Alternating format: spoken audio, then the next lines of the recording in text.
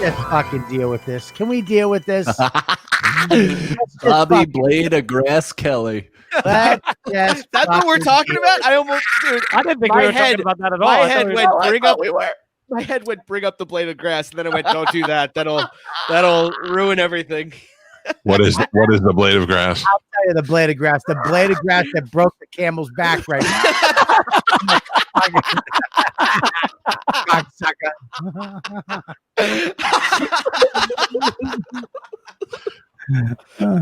Listen to me. That was so funny, man. Here's the problem. Like I mixed my worlds. Okay. Right. I like going camping, but I like going camping to enjoy the quiet, to sit by the fire, to smoke a cigar, to talk some shit, have some laughs. And I brought these two fucking It 1 and It 2. I mean, just Cannon and fucking stupid not Cannon. I wasn't there.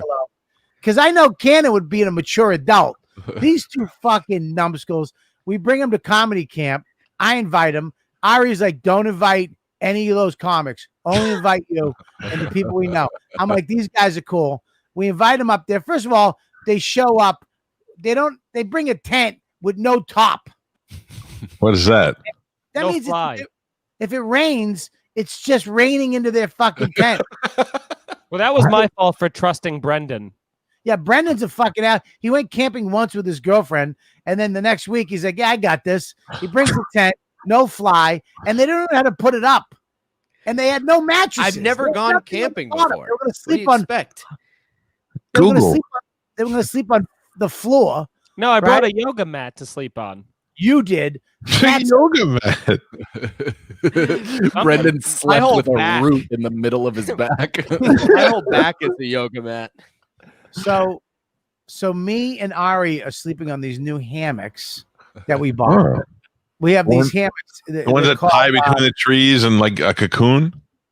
It's called Armuk. Mush, bring it up. It's amazing. These are hammocks, but it's a tent that floats in the air. And you trust that? You're not testing the structural integrity of that? I read the directions. It's 400 pounds. Relax. I get where you go. No. I'm saying I would love to, but I'd be afraid that in the middle of the night, the fucking pea pod's gonna snap out of the tree. Believe me, those jokes were made. I'm sure. Often. Yeah, not to my face. I just heard laughter in the distance. That's it right there. So it turns into a chair. That's pretty awesome. Weirdest thing I've ever seen in my life. Yeah, it was really cool. It's fucking great. So we have hammocks that we have to sleep in. So we're at a campsite. So we get there, and fucking Feeney, who I don't know, he's just a privileged little fuck. he's got a little $5 hammock, and he picks the best spot for a hammock. Now, mind you, this is our sleeping. This is where me and Ari are sleeping in these hammocks. He's sleeping on the tent, but his side nap hammock has to get the best spot. And I got and not only a nap hammock, and this is like the fun of being in a world where Bobby also exists, because there's Bobby's world where that level of betrayal and just vengeance apparently exists, and then there's the real world where I got this hammock, where should I set it up? And Gabby goes, oh, put it right there. And then goes back you mean where the beam of light is showing between two perfectly placed trees? She shouldn't have been there either. You brought Gabby? I fucked up. He needed firewood. Come on, it was so fun. Best weekend of my life. Of course, Gabby brings the most ultimate tent ever, and she knows how to do everything herself. Yeah, you know what I mean. You open the doors, and it was like living on a prayer. Take my hand. So Feeney sets his hand. I go, maybe you should give that to Ari. Ari's setting up a hammock. Maybe you should let him see if he wants to go there first. And Mike goes. And he just that's not what I went. Sure, I said sure is what I said. Not true. He left his. You know what he did? He went and sat in his dumb nap hammock just to say, like, to prove he's going to use it. And he used it once and got a tick because God hates you. Oh, I had that tick on me for 2 days. It was terrifying. So happy. The size of a dime. At your body weight, that's not safe.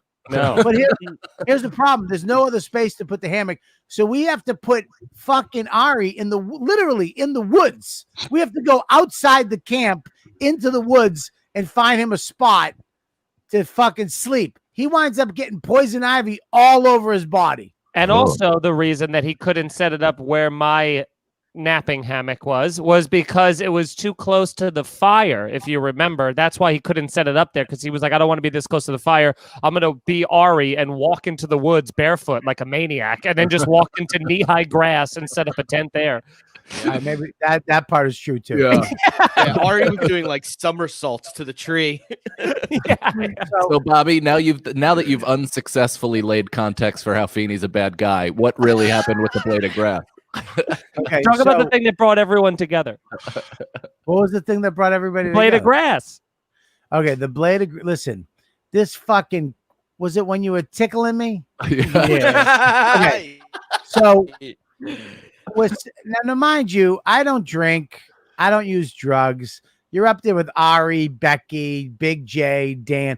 Everybody's fucking stoned, drinking. You know, Feeney, he's drinking. I mean, there's him and fucking Sagalow are just there's beer caps and beer cans everywhere. I'm walking around like their mother, like their camp counselor, picking up after him every 5 seconds. Look at this picture and look how fucking relaxed you were. Sitting right next to your best friend. Look how fat I was. You look like you're about to salt Look how fucking relaxed you are. He had a cigar. He had a nice cigar. By the way, also the level of what we were doing was nothing compared to Becky and Ari. Becky was burning she burned a full case of Poland Spring bottles unopened. She took the whole plastic case and threw it on the fire and went fire like that. And Bobby was I like, forgot about that. That was because Ari Shafir Ari has this thing with fire. Now, when we go bushcraft party boy with him, we keep him controlled. Like, he'll do the fire all night. He'll go get wood. He'll put stuff in. And then when he's like, hey, we should Ari, no, stop. And he goes, oh, okay. But when he's around you fucking animals, he's like, we should put the whole thing of firewood in with the plastic. And he just dumps it in. Sparks go everywhere. People fucking go blind. And he's like, yeah, yeah. These guys do exactly that. They go, and then he got Becky all wound up. He's like, yeah, Becky, throw bottles of water. So they're putting things of water and they're exploding. It's like, I'm not into this shit. No, and then I think Becky's like how to different process enjoyment. Yeah, her computer chip turned into burn everything mode. So I'm sitting there and I'm trying to fucking sit by the fire, enjoy myself. And I keep feeling something like fucking, and I keep like, what the fuck? Because there's spiders and shit. So I keep going, what the fuck? And every time and it's getting annoying too. I mean, it's so funny seeing you go like this, seeing you go. It did. I just sent you the video. Yeah, because I mean, that's what the funniest part was like, I did it once there's a blade of grass. I did it once or twice just for Brendan to see. But each time I did it, somebody else at the campfire caught on to what was going on. Like Ari's crying, laughing. So did Big J. People are also having the conversation, but watching, because then you go like this, you go, fuck, what the fuck is that? And then you look at me and go, did you see it? And I go, what is it up there? Did you see it? Was the funniest thing in the fucking world when you went, did you see it? So the long and short of it is, I wanted to see how many times we could do that in a row. Brendan started filming, and we did it a record-setting 14 times before he caught me. Oh man, I was so mad at this. If Mush pulls it up, I'm gonna fucking hate life. Oh, look at that. He's not gonna pull it up. Is he pulling it up? This is yeah, it. there it is. I thought you took this down, Feeney. Oh no, It's unlisted. Look. The slap. That's a good way to say it.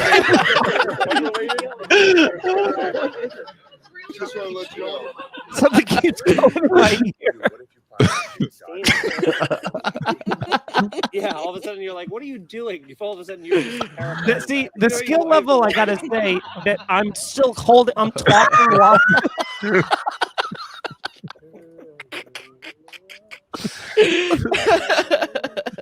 Ooh, you want to get some Lulu? And then Feeney looks too. It's you, you. What? I saw you do it.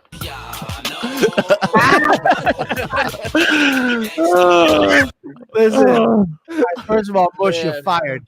Second of all, Again. again, Oh, listen, That makes me laugh dude. so hard. you are such a cunt. Here's the thing is, but they treat me like some fucking little water buffalo at the zoo. Kids are fucking with it. Oh. Here's the deal, Calta. I'm from Boston. If when I was a kid, if you did that to somebody and you got caught, you got to beat. You got to beat. That's it. I grab you and I bring you into the dirt and I fucking punch your chest and knock the wind out of you. And I go, "How's that?" So funny. But I can't do that because you know what I mean. I was So- willing to sacrifice that. I knew the stakes, and I had to. honestly, that's the only thing that could have made the ending better. Bobby throwing me into the fire. Bobby, like the revenant bear, just grabs you, drags you, throws you. Go to patreon.com/Robert Kelly right now and become a member of the best show in the world. Or at least the heaviest.